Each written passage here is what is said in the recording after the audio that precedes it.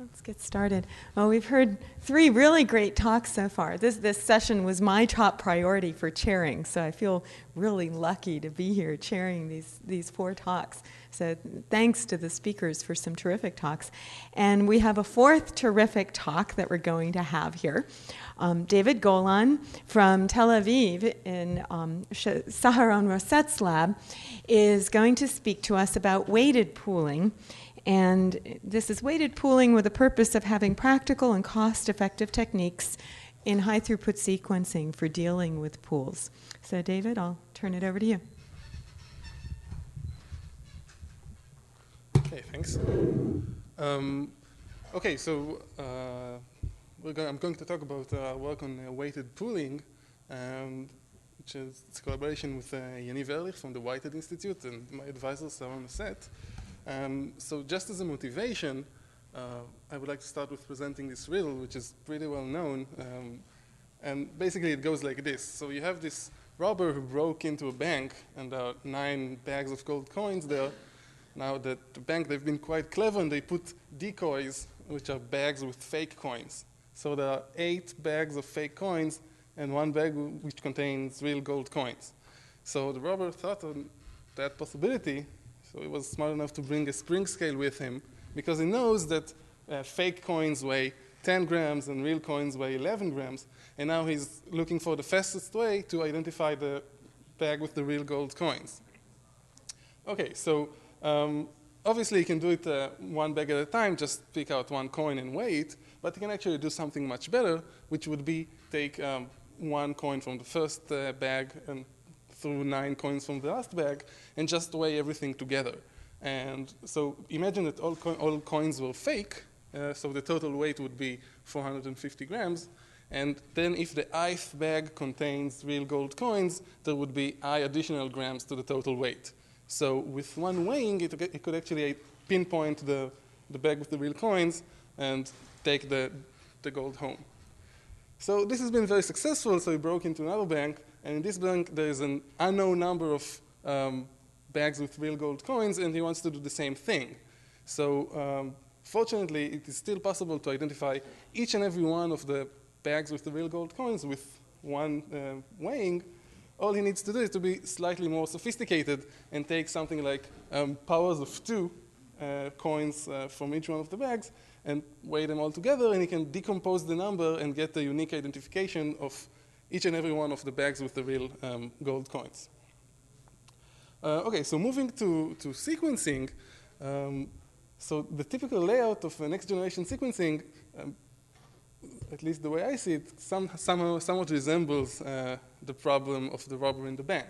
So the typical experiment goes like this. You collect DNA from many individuals, you take blood or cheek swab or whatever. You prepare the sample. Usually this involves some sort of selection or amplification or capture of a genomic region of interest. It could be a set of genes you're interested in because of you're studying a certain phenotype. It could be a whole exome, whichever you like, and then you sequence. And usually the expensive part is the kits and the sequencing. And the thing is that sequencing is really becoming cheaper and cheaper, right? So I guess we've all seen this figure at least once in the last 3 days. So sequencing is super exponentially becoming very and very cheap. So depth is not an issue anymore in many experiments. So yeah, I'm talking to people who are doing experiments in 150x. And I say, we could have done with 40, but we're getting 150x for the same price. So what do we care? So in a sense, you can view it as a weighing problem and think of the sequencer as a scale and think of different alleles as real and fake coins.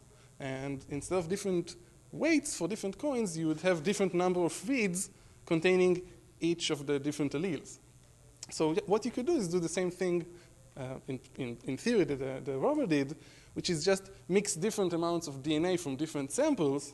So you take your individuals, you divide them into pairs, and in each pair you mix different amounts of DNA, and you sequence. And then from the sequence data, you could obtain the original genotypes with very high probability.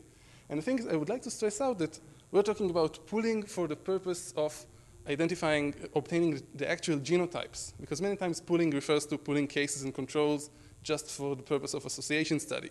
So no, we're dealing with genotypes, and whatever you do downstream with the genotypes, that's your own business. So this is just an illustration of how this would look like.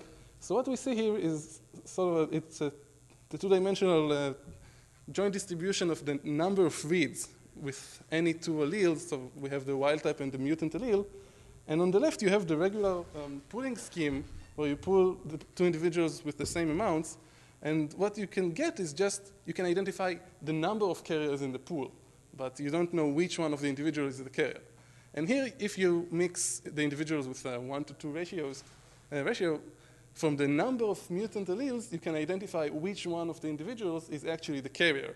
So if it's a low number, it's probably the one with the lower quantity, lower weight, and if it's a higher number, it's the one with the higher weight. Okay, so moving on, this is an intuition, and we want to make this a bit more formal. So for every SNP, for every locus, there is some proportion of the wild type allele and mutant allele carriers in the sample. And we model the number of reads spanning each allele as a Poisson distributed number. So basically, you have a Poisson stream of wild type reads and a Poisson stream of mutant reads, and the sum is also Poisson. We throw in some error term to deal with sequencing or mapping errors. And this is pretty general. Later we expand this because the Poisson, as some of you may know, Poisson is not always the best description of next-gen sequencing data.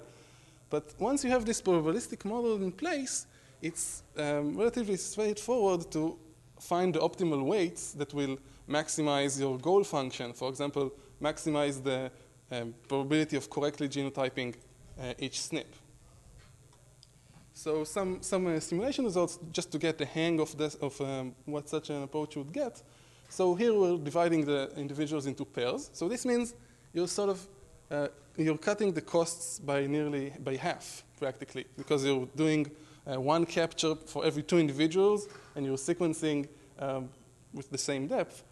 So we have things ranging from 10x to 150x, and just to pick one and point it out, so for example, you have the red line here, which is 80x. And I choose this one because 23andMe give you 80x whole exome coverage for $1,000.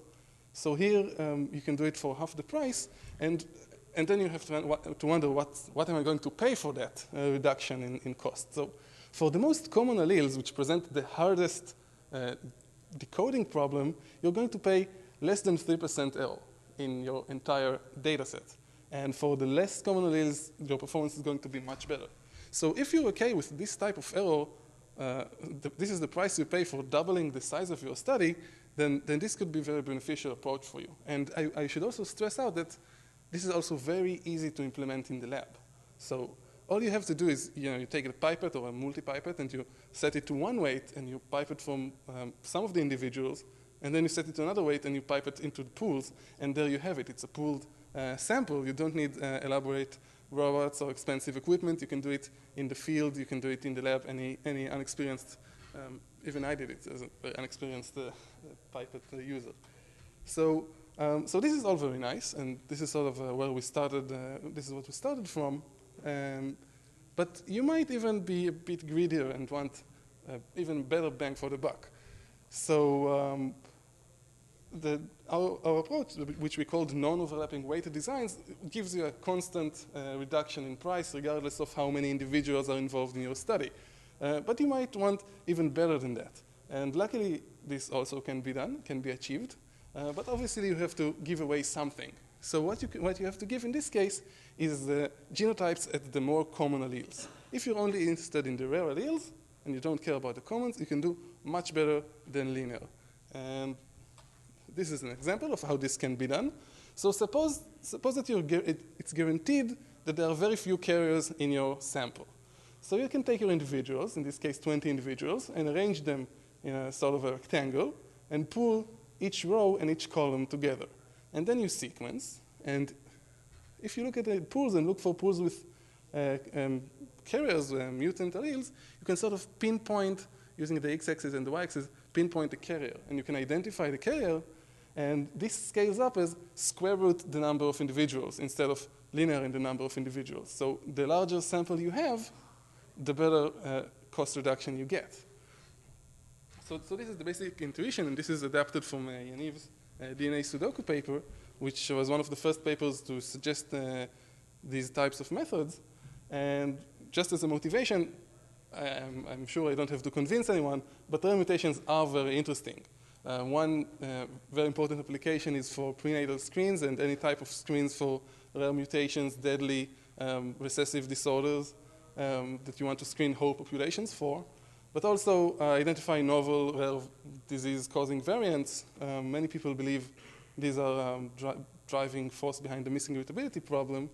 And an additional issue is with rare variant association, you don't do just one at a time statistical analysis. Many methods have sort of a sliding window where they count how many rare SNPs are in a given region. And to do that, you have to be able to associate a rare SNP to an individual. So just pulling cases and controls in the sort of naive cases versus control pooling scheme will just not cut it in this case. So there have been several works providing such designs, each one for a slightly different purpose. I should just point out Yaniv's DNA Sudoku, which uses ideas from number theory to construct a design, and shifted transversal design, which turns out to be a variant of error correction code called Reed-Solomon code. And this is how the performance of these designs, it's a very typical profile of performance. So this is a simulation we did with 1,000 individuals pooled into less than 200 pools and 1,000x coverage per pool. So what you usually see is that for low carrier rate, so for low frequencies, this is where a sparsity assumption holds. This is where the allele is actually rare and you have very few carriers. You get perfect or nearly perfect reconstruction.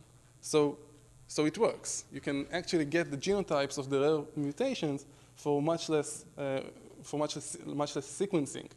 And at some point where the allele becomes too common, there's sort of this collapse, and you get absolutely random. And by absolutely random, I mean it's sort of under the dashed line, where the dashed line is just you always guess the most common allele.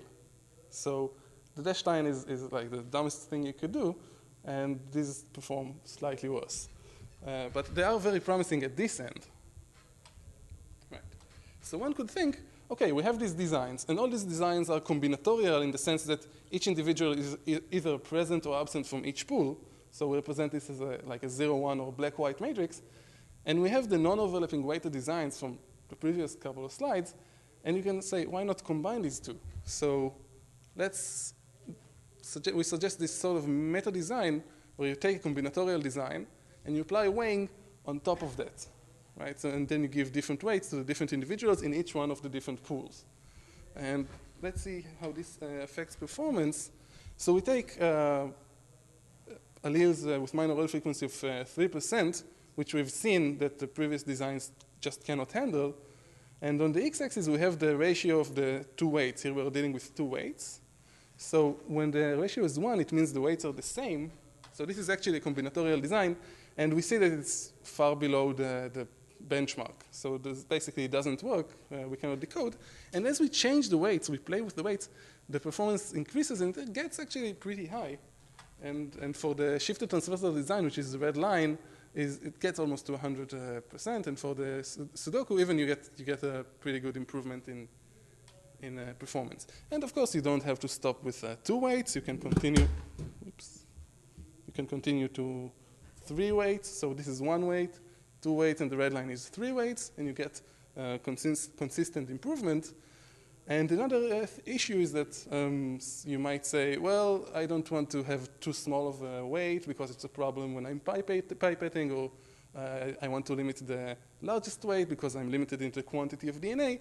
So we call this robust designs where you set sort of constraints on the sizes of the weights, and you still get, this is one example, and you still get a considerable improvement.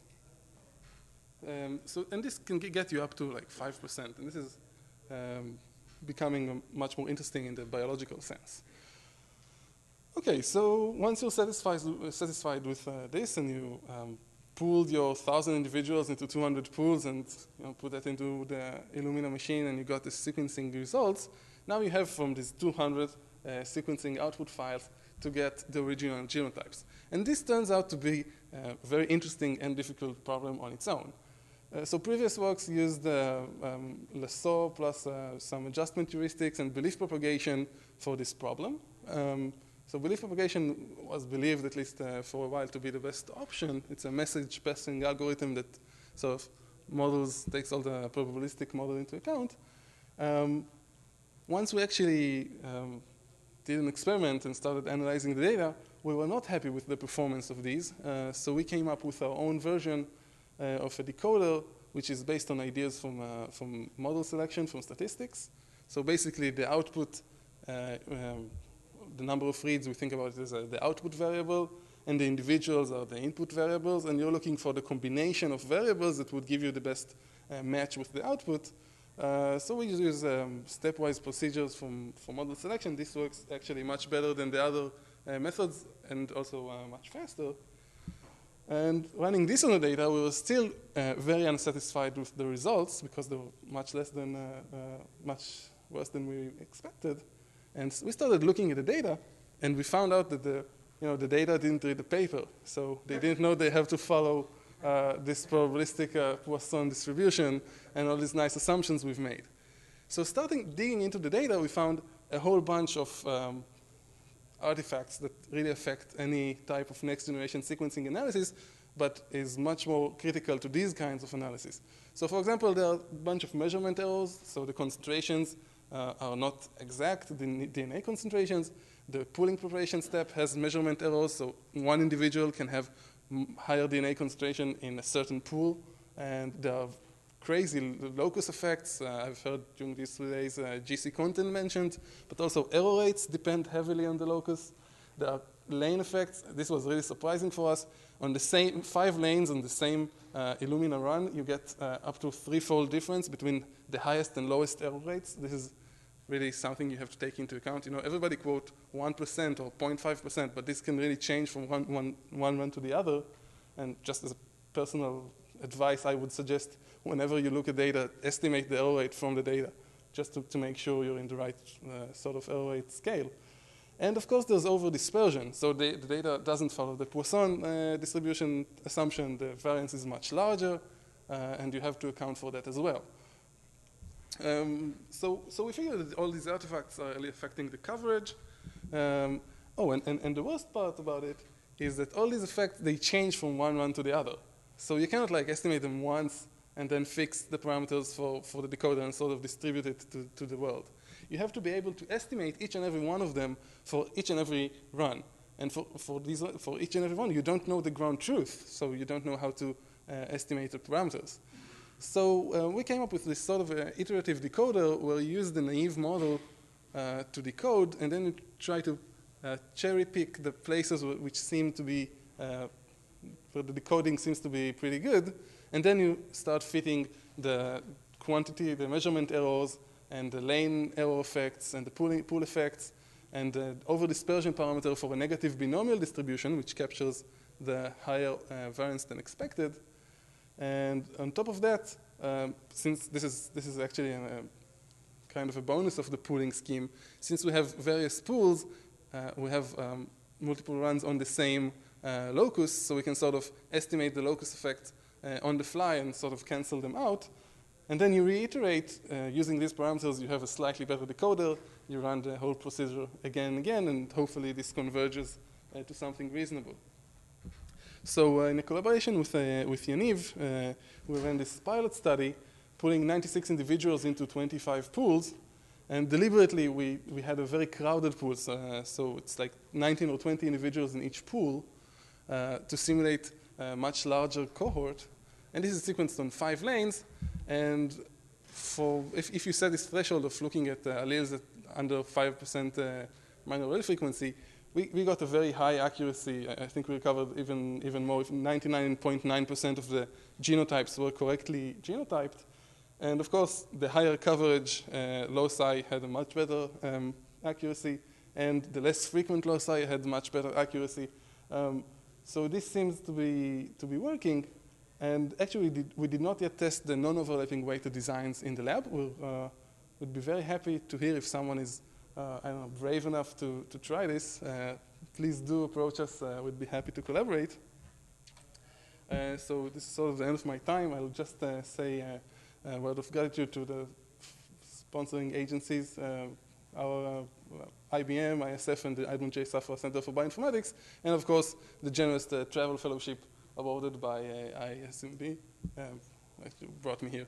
So thank you for your attention.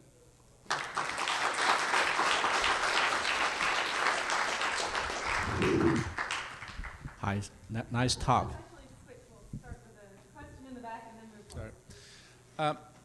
Yeah, I wanted to talk to see if you can expand more on the error of the pooling.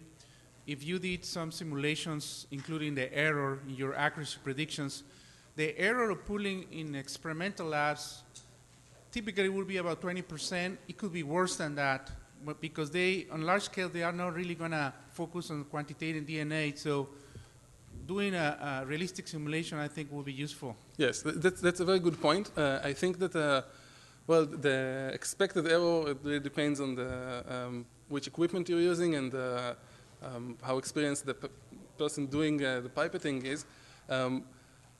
It's definitely a good point. I think that the fact that, at least in our current version of the decoder, we're estimating the quantities from the data means that, at least in the decoding step, we're not affected by the errors.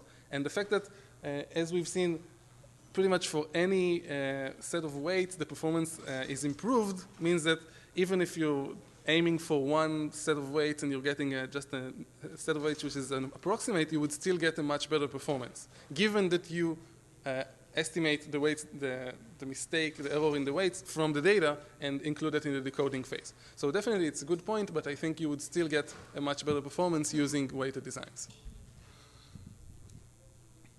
Hi, nice talk. And because there are a lot of sample prepare error, pooling error, DNA extraction error, whatever error will affect your weight you put there. Is that possible? Okay, I got a first pool, and then I run it, and then I get everything, you know, after decode, and then I can go back and retune the weight and repool it. Okay, so that's also something we've struggled with. This is basically known in the literature as adaptive versus fixed designs, and since every SNP would induce a different alternation, a different adaptation of the pooling design, we're currently focusing on a prefix design that would sort of solve all the problems simultaneously, and we're not looking to adjust the design on the fly. But definitely, if if you have like 3 samples, if you have a trio that you're studying and you really want to get into that, then you could maybe do one pooling, decode, and then in the second pooling, maybe decode only two of the individuals. Maybe you can get the reduction. But this is sort of a small scale. I don't think that the bang for the buck you would get is so big that it would be worthwhile doing an adaptive design. So my question is, you might not have an answer to this, but perhaps it'll plant an idea. One of your original motivations was to reduce the cost of the preparation of each sample. And right now, a large part of the library preparation cost is labor, so pooling would be really great. But with the capture kits, we've had success with pooling 2 people per capture kit. 4 people per capture kit, you can kind of push. More than that, you can't do more than 4 easily. So you could imagine pooling capture kits per pools. So trying to optimize probes, the ratio of probes to the ratio of the DNA that you have may also be an issue. Yeah, that's definitely a good point, the physical limitations. In the pilot study with Yaniv Ehrlich, we're pulling 19 or 20 individuals per pool, and using, I'm not sure exactly the technical details, which kit is used, but we are using that on a 20 individuals pool, and it seems to be working quite nicely. So that really depends on the technology, but it's definitely a limitation. Yes. Thanks, great talk. Ton de Boer from Genomic Health. I think the assumption here is genotypes, right? So if you talk, because you deploy genotypes, so copy number may be confounding. Also, if you're looking at cancer cells, some mutations, etc. That would all be confounded in this. So it wouldn't be really useful for finding, low-level mutations. Is that correct? So yes and no. If you disregard, for example, copy number variations, then you're absolutely correct. What you could do is think about the same, because copy number variations are like the best. They satisfy the sparsity assumptions. They're pretty rare. So you can think about identifying them as the first step, and for that, pooling would be very effective for identifying copy number variations. And then if you account for that in your decoding, then you solve the problem. So if you disregard that completely, you might get artifacts. And I've played a lot with the data, and you can see copy number variations. When it's there, you're absolutely right. But if you account for that, you could solve that problem. And you kill two birds with one stone. Right. Okay. Thanks.